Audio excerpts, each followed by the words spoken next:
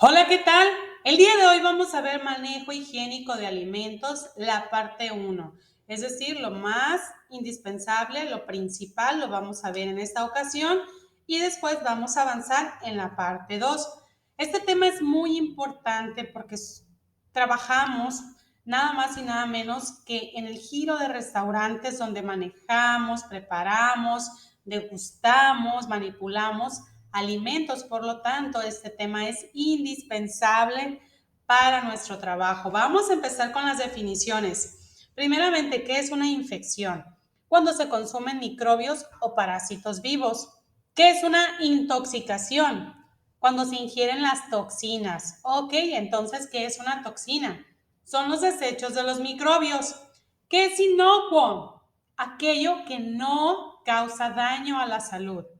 ¿Qué es patógeno? Aquello que sí causa daño a la salud. ¿Qué es una APP? Son alimentos potencialmente peligrosos. ¿Cuáles son las características organolépticas? ¿Qué es? Son las condiciones tales como olor, color, textura. Quiere decir que de aquí en adelante nos podemos referir a cuáles son las características organolépticas de un aguacate, de las carnes rojas, de frutas y verduras, de cereales. Se va a referir a los olores, al color, a la textura, etcétera. Vamos a continuar. ¿Qué es una ETA?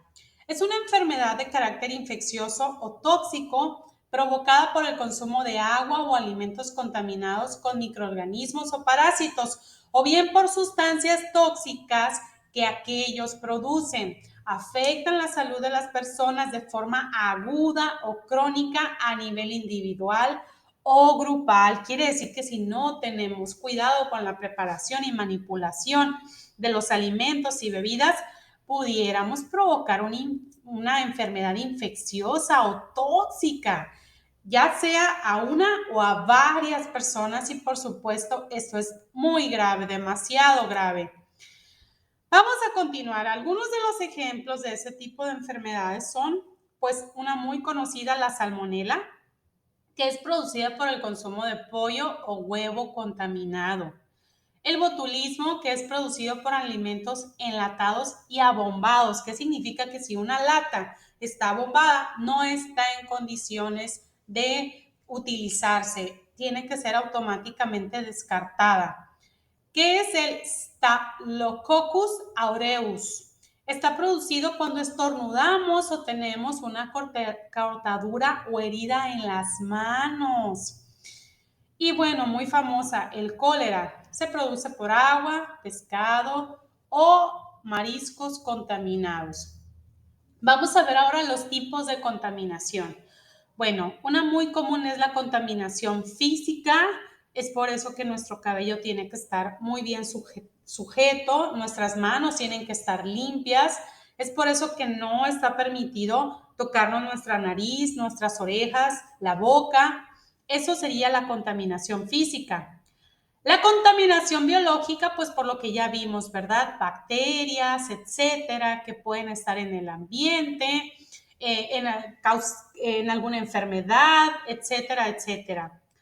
La contaminación química precisamente se origina por productos químicos, por algunos, puede ser cloro, tal vez aromatizante, desengrasante. Es por eso que este tipo de productos tienen que tener un lugar especial y por ningún motivo tendrían que estar cerca de las áreas donde se preparan los alimentos y tienen que estar muy bien distinguidos. Y bueno, por último tenemos la contaminación cruzada, que esta se origina precisamente en esa palabra, cuando cruzamos algo limpio con algo sucio, algo que está en buenas condiciones con algo que no está en buenas condiciones. Por ejemplo, en el restaurante no se permite que los platos sucios entren por la parte de la cocina, porque entonces estaríamos generando una contaminación cruzada. La cocina es un área limpia, es un área que tiene que estar en condiciones para manipular los alimentos. Y si nosotros tomamos platos que han sido utilizados por los clientes, que muy probablemente puedan tener alguna enfermedad o simplemente por el contacto que hubo, un estornudo o algo. Si nosotros hacemos eso, vamos a generar una contaminación cruzada. Podemos generar una contaminación cruzada al cortar con un cuchillo un trozo de pollo y después cortar lechuga, por ejemplo. Eso sería contaminación cruzada. Y bueno, seguimos avanzando y vamos a ver los tipos de patógenos. ¿Qué tipo de patógeno tenemos?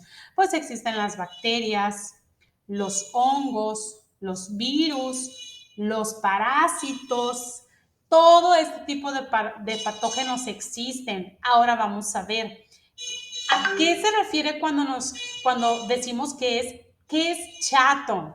Bueno, es una palabra que se compone de las siguientes abreviaciones: comida, humedad, tiempo, acidez, temperatura, oxígeno. A ver, vamos a entender esto. Se requieren estas condiciones para que se genere bacterias o patógenos de los que habíamos hablado antes. Es decir, si nosotros nos retiramos de nuestra área dejando alimentos en el área de trabajo, dejando humedad por un cierto tiempo, con acidez, con una temperatura que propicia y con aire, muy seguramente vamos a producir virus, bacterias, y eso no va a ser nada bueno para la preparación de alimentos.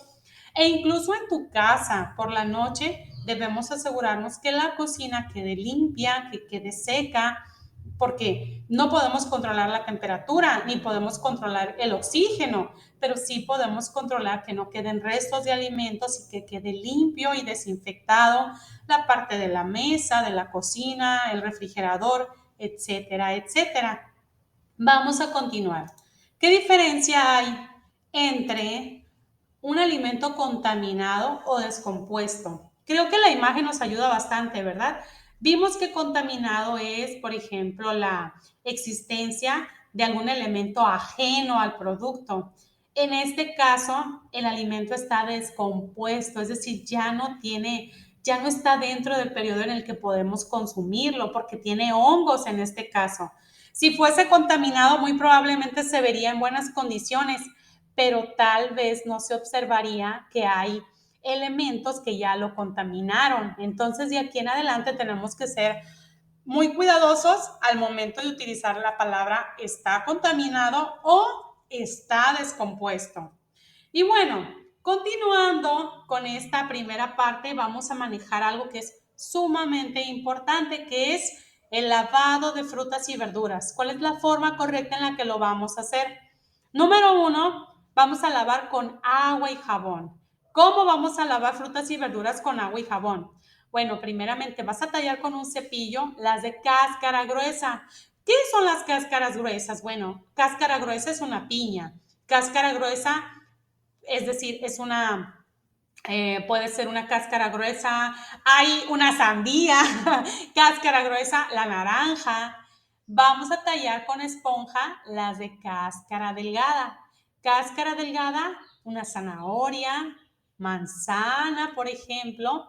Y los manojos los vamos a lavar en manojos pequeños, cilantro, espinaca, lechuga, etcétera, etcétera. Hace sentido esto, ¿verdad? Cáscara gruesa con cepillo, cáscara delgada con esponja, y los manojos se separan en pequeños manojos para que pues el agua pueda impregnar en cada una de las áreas.